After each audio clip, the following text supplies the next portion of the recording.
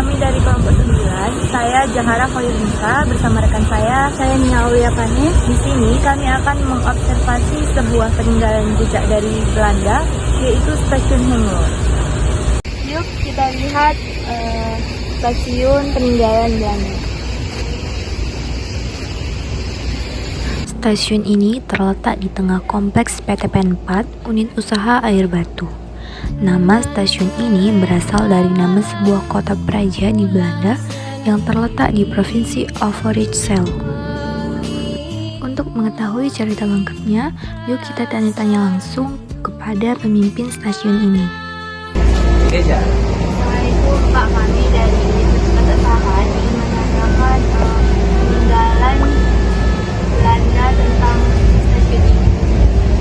Sebelumnya nama Bapak? Nama saya Indra Damani, jabatan saya sebagai kepala stasiun di Stasiun Henglo. Izin Pak, kami sedikit menanya Bapak mengenai sejak kapan stasiun ini sudah dibangun dan oleh siapa? Jadi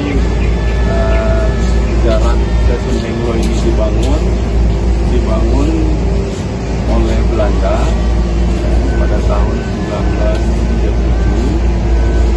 Stasiun Henglo ini stasiun yang mendukung operasional kereta api yang berada di lintas Cikarang Rantau Kamar.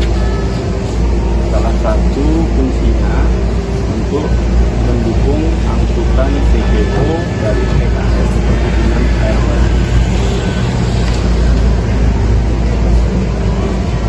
Apakah ada Pak suatu sejarah yang pernah terjadi di sini? Kalau tentang sejarah pastinya saya kurang tahu lah ya.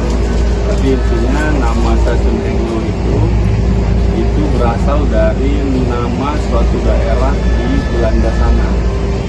Nama suatu daerah di Belanda sana yang diambil menjadi nama Stasiun Henglo. Ada nggak Pak bangunan di sini yang asli dari dulu dibangun masih ada di sini? Belanda Iya. yang masih berdiri kokoh di dalam Belanda itu ya ini bangunan stasiun kita ini. Bangunannya ini masih asli. Dan di kereta api itu kita tidak boleh tidak boleh tidak boleh menghancurkan lah ya. Yang dulu yang sudah dibangun kita harus mempertahankan dan merawat dan memperbaiki. Jadi bangunan ini termasuk dalam bangunan heritage, masih peninggalan asli Belanda.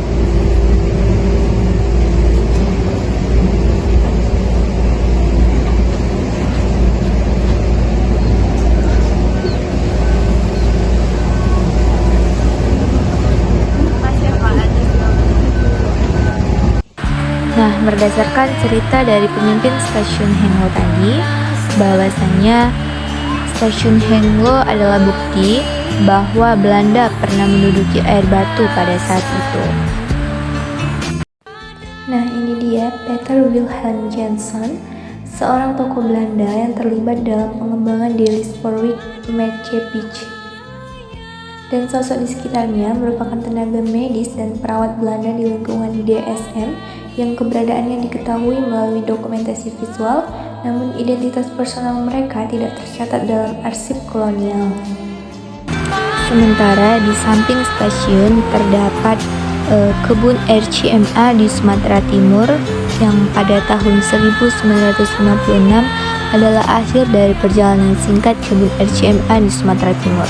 Perseteruan antara Indonesia dan Belanda terkait Irian Barat menyebabkan Soekarno menasionalisasi seluruh perusahaan milik Belanda di Indonesia.